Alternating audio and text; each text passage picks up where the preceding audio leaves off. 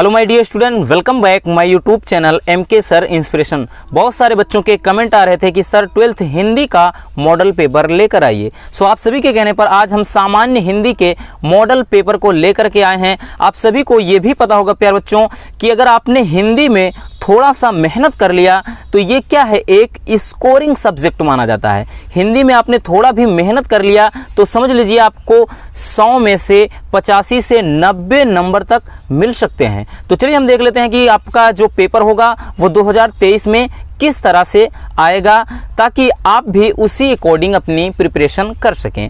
देखिए, आपको सबसे पहले जो खंड का होगा इसमें क्या होंगे, ऑब्जेक्टिव क्वेश्चन दिखाई देंगे। जैसे पूछा गया था, अब की बार का ये पेपर है कि सरस्वती पत्रिका का प्रकाशन किस युग में हुआ था। आपके ऑप्शन है भारतेंदु युग, द्विवेदी युग, शुक्ल युग या फिर शुक्लोत्तर युग। देखिए, जो सरस्वती पत्रिका है बच्चों, इसका जो प्रकाशन है वो किस युग में हुआ था, द्विवेदी युग में। किस युग में, द्विवेदी युग में। चलिए हम नेक्स्ट क्वेश्चन देख लेते हैं।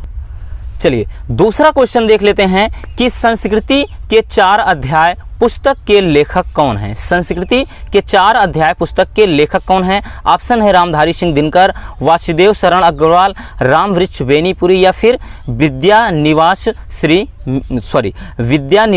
मित्र जी। तो इसका जो राइट आंसर हो जाएगा दोस्तों वो हो जाएगा रामधारी सिंह दिनकर। और प्यारे बच्चों आपको बता दें कि आपको जो स्टार्टिंग में 10 क्वेश्चन दिए जाएंगे वो सभी के सभी आपके ऑब्जेक्टिव क्वेश्चन होंगे। तो समझ लीजिए ये तो जो 10 नंबर होगा वो आपका श्योर है अगर आपने थोड़ा सा मेहनत किया। हमने इसकी एक वीडियो भी बनाया है कि प्रमुख कवि एवं उनकी रचनाएं। मोनू सर ऐसे पीछे कीवर्ड लगाकर आप सर्च करेंगे यूट्यूब पर तो वीडियो मिल जाएगी, क्योंकि उसमें हमने सभी जो युग हैं उसको भी मेंशन किया है। तो इसकी नेक्स्ट पार्ट भी हम आपको लाएंगे, आपको घबराने की कोई ज़रूरत नहीं है। तो चलिए अगला क्वेश्चन देख लेते हैं। अगला क्वेश्चन पूछा गया था कि रामचंद्र शुक्ल द्वारा लिखा गया निबंध कौन है।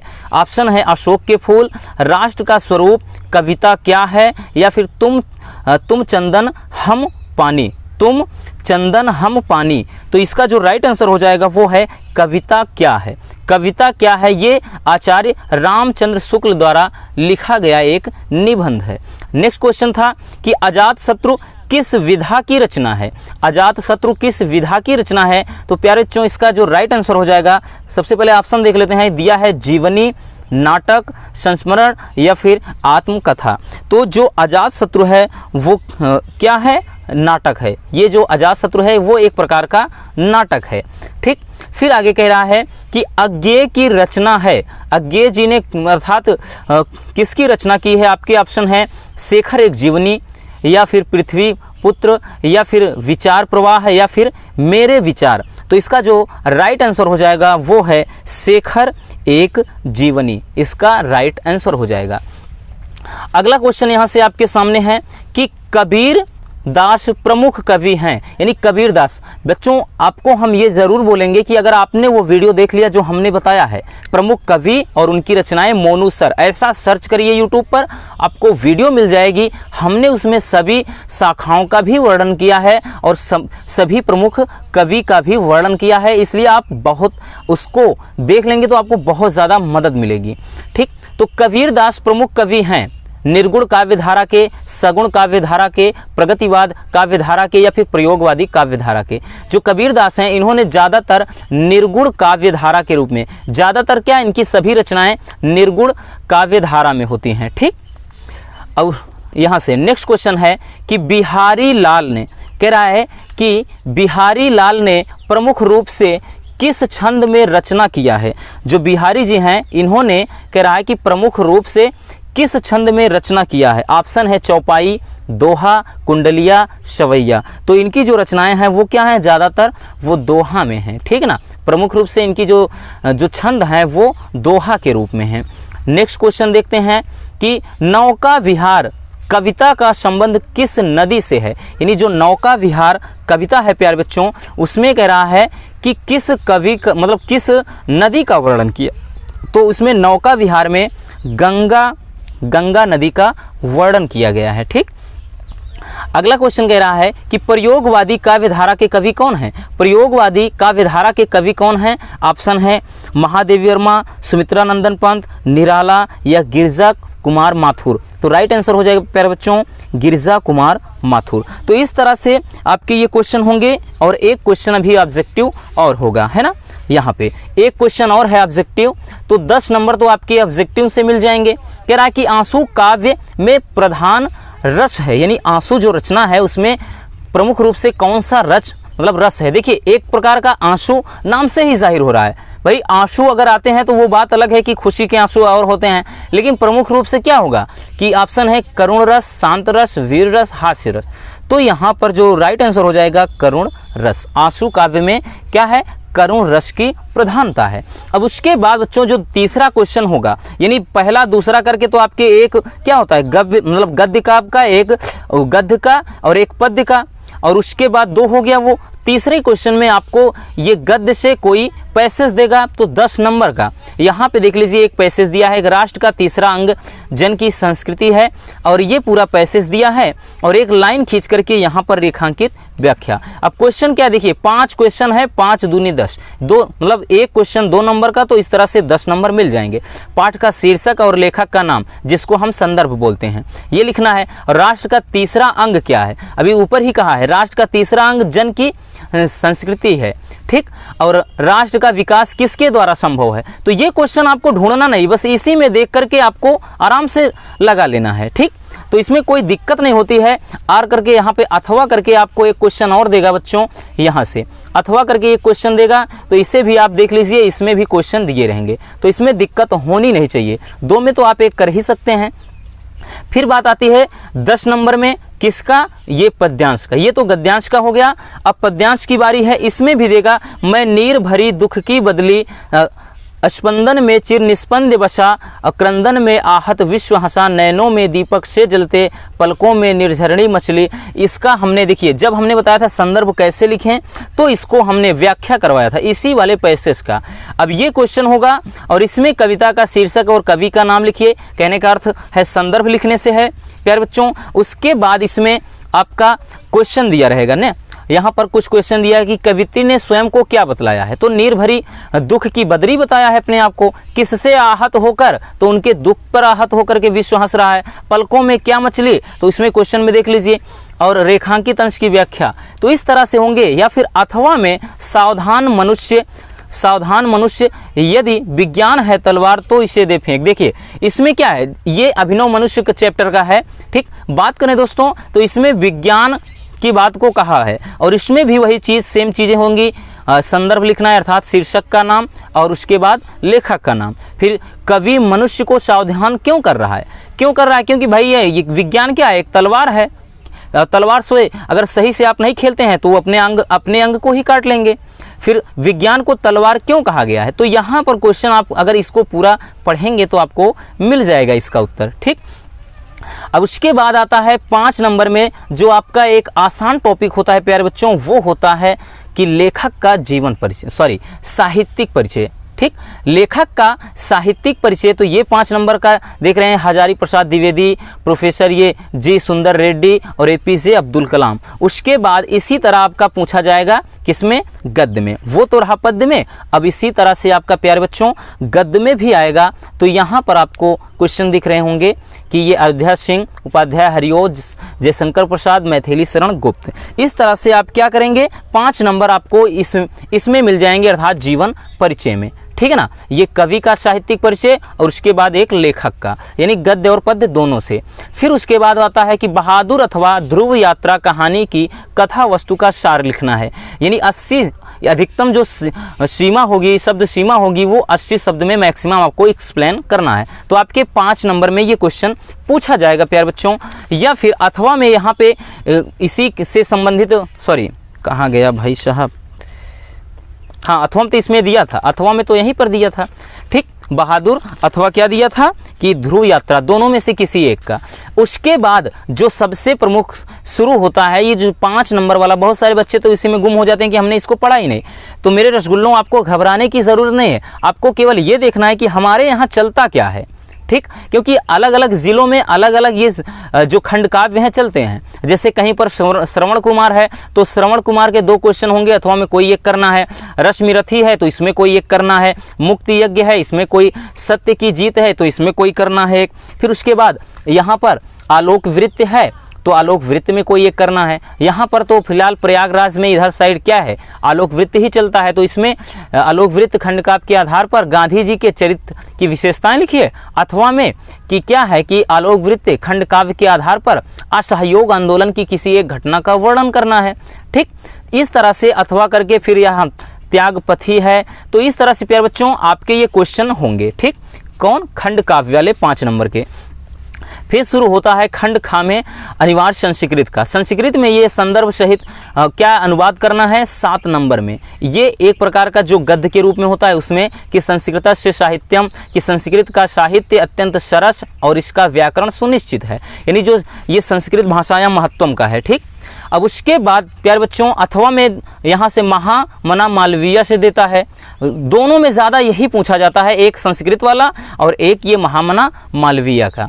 उसके बाद यहाँ से शुरू होता है श्लोक का, और श्लोक में देखिए पूछा गया है यहाँ 7 नंबर, न चौरहार्यम न राजहार्यम न भ्रातिभाष्यम न च भारकार्य व्यय कृते वर्तते एवं नित्य विद्याधनम सर्वधनम प्रधानम। कि न चौरहार्यम, न मतलब चोर चुरा सकता है, न राजा छीन सकता है, न भाई बांट सकता है, न ही तो यह भार्य है। कौन, कि व्यय कृते वर्तते एवं नित्य विद्याधनम सर्वधन प्रधानम, कि विद्या जो रूपी धन है वो सभी धनों में श्रेष्ठ है, क्योंकि इसे ना कोई चोर चुरा सकता है, ना राजा छीन सकता है, ना भाई बांट सकता है, ना तो ये भार के रूप में है। ये जितना आप खर्च करोगे उतना ही लगातार ये बढ़ता रहेगा। तो बहुत ही प्यारा सा अर्थ होता है, और इसमें का ही यानी जो ये सुभाषितम है ना उसी में से ही पूछा जाता है। ठीक, अथवा में ये भी उसी में का है कि सुखार्थिना कुतो विद्या, कि सुख चाहने वाले को विद्या कहाँ, और कुतो विद्यार्थिना सुखम, और विद्या चाहने वाले को सुख कहाँ। भाई अगर सुख चाहते हो तो विद्या छोड़ दो, वही कहा है कि सुखार्थी व त्यजते विद्या, कि सुख चाहने वाले को विद्या छोड़ देनी चाहिए और विद्या चाहने वाले को सुख छोड़ देना चाहिए। तो बहुत ही प्यारा सा अर्थ है, आप इतना लिख देंगे 7 नंबर आपके जेब में, समझ लीजिए। उसके बाद यहाँ पर लोकोक्तियाँ हैं पूछा गया है, इसमें अर्थ लिखकर वाक्य प्रयोग करना है। देखिए हम पूरा इसका सॉल्व भी करवा रहे हैं ना, तो आपको यहाँ पे घबराने की ज़रूरत नहीं है, इसका हम तेजी से सॉल्यूशन भी देते चल रहे हैं। अक्ल का दुश्मन का प्यार बच्चों मतलब क्या है, मूर्ख होना। ठीक, यानी अक्ल का दुश्मन का मतलब क्या है कि मूर्ख होना। मूर्ख का मतलब चाहे जिसको कितना भी बार कुछ बताए समझ में कुछ ना है। जैसे हमने बोल दिया कि रमेश को मैं बार बार ये चीज़ बताता हूँ कि ऐसे करो, लेकिन वो अकल का दुश्मन है, तो कोई एक करना है, 2 नंबर मिल गए। गागर में सागर भरना का मतलब बहुत कम में ज़्यादा प्रकट करना, यानी थोड़े से शब्दों में बहुत कुछ प्रकट कर देना। जैसे बिहारी है ना, बिहारी लाल जी क्या करते हैं कि गागर में सागर भरते हैं अपने दोहा के माध्यम से। और अगला है कि हाथ पीले करना का मतलब विवाह करना, लड़की का क्या है, विवाह कर देना।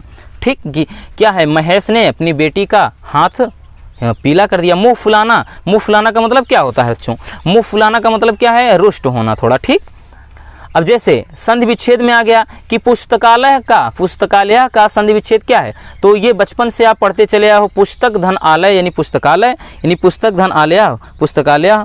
ठीक, और ध्यान से समझिएगा, एक नीचे है पुस्तक, तो पुस्तक और पुस्तक में अंतर है, दोनों सेम मिल रहे होंगे, तो इसको भी ध्यान से समझिएगा, मात्रा का भी आपका फर्क होता है। यहाँ से नेक्स्ट है तथेति का सही शब्द मतलब सही संधि विच्छेद क्या है, तथेति मतलब तथा धन इति है, तथ धन इति है, तथा धन इति है, इति है या फिर तथाई धन ती है। तो तथेति ए आ रहा है ना, तो आ धन ई बराबर ए होता है, ऐसा कहीं मिला, आ धन ई बराबर ए। हाँ, तथा धन ई, देखो आ धन ई इसमें आ रहा है, लेकिन यहाँ पे ता में छोटी ई का मात्रा है, तो ये वाला सही हो जाएगा, तथा धन इति यानी तथेति, तथा धन इति तथेति, ये इसका राइट आंसर हो जाएगा। ठीक है ना। अगला क्वेश्चन है कि नायका का संधि विच्छेद है। ठीक ना, तो जल्दी हम देख लेते हैं क्वेश्चन कि नायका का संधि विच्छेद है, तो नय धन अका, नायका कहीं पर है, हाँ ने धन अका, नय धन अका यानी नायका, ये इसका संधि विच्छेद। फिर उसके बाद यहाँ पर आपको विभक्ति वचन के अनुसार आपको ये बताना है कि कौन सी विभक्ति है, कौन सा वचन है। एक क्वेश्चन और इसी में का देता है, इसमें नामाशु शब्द में आपको विभक्ति वचन बताना है। उसके बाद यहाँ पे क्वेश्चन है कि शब्द युग्मों का सही चयन कीजिए। अविराम अभिराम, देखिए अविराम का मतलब लगातार होता है यानी बिना रुके, ठीक। और अभिराम का मतलब सुंदर, तो लगातार और रुचिकर ये नहीं होगा, बिना रोक के और हाँ ये होगा, बिना रोक के यानी बिना रुके, और अभिराम का मतलब सुंदर। फिर कह रहा है कि स्वर्ण और स्वर्ण, स्वर्ण माने क्या होता है, सोना होता है, सोना सोना सोना, तो भाई साहब सोना सब में है। और स्वर्ण का मतलब होता है देखिए समान रूप का, मतलब समान रंग रूप का या फिर समान जाति का। तो कहीं पर है सोना और अच्छा रंग, सोना और सोना, सोना और चांदी, उच्च जाति। देखिए उच्च जाति नहीं होगा, अगर यहाँ पर जाति समान जाति होता तो ये भी सही हो जाता, फिर ये ना होता, फिर ये ऑप्शन ना होता, लेकिन इसमें दोनों है तो उच्च जाति नहीं होगा बच्चों, यही होगा अच्छा रंग, सोना और अच्छा रंग। सावर्ण का मतलब क्या है, अच्छा रंग, ठीक। अगला क्वेश्चन देख लेते हैं, ये भी क्या है, देखिए ये आपके सब फ्री वाले, एक एक करना होता है, 2 नंबर सब में मिलते चले जाएंगे, ज़्यादा कुछ नहीं करना है प्यारे बच्चों, हम आपको तैयार करवाएंगे, ये मैं दावे के साथ कह रहा हूँ, गारंटी लेता हूँ कि मैं आपको व्याकरण की जो क्लासेज हैं वो जल्द से जल्द आपको प्रोवाइड कराने की कोशिश करूँगा, और लगातार हिंदी की क्लासेस कुछ दिन आपको हम देंगे, ठीक। कह रहा है कि किसी एक के 2 सही अर्थ लिखिए, जैसे कर्ण है, कर्ण का मतलब क्या होता है, कान होता है, श्रवण होता है, तो आप 2 लिख दीजिए, बहुत मतलब काल है तो काल का समय होता है, समय का बेला होता है, घड़ी होता है, तो ये क्या है, तो इसी तरह से आप लिख सकते हैं। और उसके बाद कह रहा है वाक्यांशों के एक शब्द का सही चयन करके, देखिए जो जीता ना जा सके अजय, जो जीता ना जा सके बच्चों उसे क्या कहते हैं अपन, अजय बोलते हैं। फिर कह रहा है रास्ता दिखाने वाला, जो रास्ता दिखाने वाला क्या होता है, पथ प्रदर्शक, ज्ञानी, जानकार, सर्वज्ञ। देखिए ज्ञानी, जानकार, सर्वज्ञ का मतलब ही कोई नहीं होता है कि पथ प्रदर्शक यानी पथ का मार्गदर्शन करने वाला, यानी रास्ता दिखाने वाला। किसी 2 वाक्यों को शुद्ध करके, देखिए ये तो आसान होता है, अनेकों लोगों ने गंगा में स्नान किया, जब अनेकों लग गया तो यहाँ पे देखिए अनेक अपने आप में खुद एक बहुवचन है, अनेक लोगों ने गंगा में स्नान किया, ऐसे लिख सकते हैं। 1 गिलास गर्म गाय का दूध, भाई गर्म गाय का दूध कोई पिएगा नहीं, तो यहाँ पर क्या लिख सकते हैं कि 1 गिलास गाय का गर्म दूध लाइए, ठीक है ना, यानी ऐसे लिख सकते हैं गाय का 1 गिलास गर्म दूध लाइए। अब ऐसे थोड़ी ना है गर्म गाय का दूध लाइए। गौतम की पत्नी का नाम अहिल्या है, तो ये भी आप सही कर सकते हैं। मैं हस्ताक्षर कर दिया है, मैं हस्ताक्षर कर दिया, तो सिंपल सा समझ में आ रहा है कि इसमें त्रुटि क्या है, भाई साहब मैंने होगा, ठीक। अब उसके बाद देखिए वीर रस अथवा श्रृंगार रस का जो लक्षण है उदाहरण सहित लिखना आपको। वीर रस, देखिए रस और जब अलंकार की हम जब वीडियो लाएंगे ना तो आप देख कर के दंग रह जाएंगे कि इतना आसान आखिर कैसे हो सकता है, ये आपको एकदम हलवा लगेगा, चुटकी में आप लिख दोगे इसको, ठीक। और देखिए दूसरा है श्लेष अलंकार अथवा उपमा अलंकार को परिभाषित करना है उदाहरण सहित। फिर ग में है दोहा अथवा कुंडलिया, तो सब में अथवा अथवा होंगे, एक तो आप कर ही सकते हैं ना, इसमें दोनों में एक, इसमें दोनों में एक, और इसमें दोनों में 2, 2, 4, 2, 6 नंबर तो सीधे से हैं। और देखिए अभी कल हमने जो इसमें क्वेश्चन है सफाई व्यवस्था हेतु उचित अधिकारी को एक पत्र लिखिए, देखिए अभी कल ही हमने इस पर एक वीडियो बनाया है और आपको ये बताया है कि ये कितना इम्पोर्टेंट है। तो 6 नंबर भाई साहब ये आपके बहुत ज़्यादा इम्पोर्टेंट हैं। सफाई व्यवस्था हेतु अधिकारी को एक पत्र लिखना, अथवा में क्या लिखना है कि अपने विद्यालय के पुस्तकालय की समस्या के निराकरण हेतु प्रधानाचार्य के, यानी पुस्तकालय की जो क्या है समस्याएं हैं उसको सुधारना है, तो आप प्रधानाचार्य को एक पत्र लिखिए, ठीक। आई थिंक ये इसको तैयार कर लेंगे तो आपका तैयार हो जाएगा। अब उसके बाद हम आते हैं लास्ट क्वेश्चन की तरफ। लास्ट क्वेश्चन जो होगा वो होगा 9 नंबर का आपका एक निबंध होगा, और निबंध में सबसे ज़्यादा जो इम्पोर्टेंट निबंध है वो है ये वाला निबंध, नई शिक्षा नीति, ठीक। भारतीय किसानों की समस्याएं और समाधान, ये भी आया था, मतलब 1, 2, 3, 4, 5 है, 5 में 1 करना है तो इतना तो कर ही सकते हो रसगुल्लों। और जीवन में खेल का महत्व और जीवन में पर्यावरण की आवश्यकता, नई शिक्षा नीति से विकास की संभावनाएं और विद्यार्थी के जीवन में अनुशासन का महत्व। देखिए 2 सबसे ज़्यादा इंपॉर्टेंट है, एक ये और ये वाला है प्यारे बच्चों, ये तो अब की बार सभी सेटों में पूछा गया था, नई शिक्षा नीति। तो निबंध भी हम करवा देंगे। तो उम्मीद करता हूं कि ये वीडियो आपको पसंद आई होगी, आपको पता चल गया होगा कि किस तरह से आपका क्वेश्चन पेपर पूछा जाएगा, उसी अकॉर्डिंग आप तैयारी करेंगे। अगर वीडियो पसंद है तो प्लीज़ प्यारे बच्चों वीडियो को लाइक कर देना, और नए हैं तो चैनल को सब्सक्राइब जरूर कर लीजिए। मिलते हैं किसी और ऐसे मजेदार टॉपिक के साथ। जय हिंद।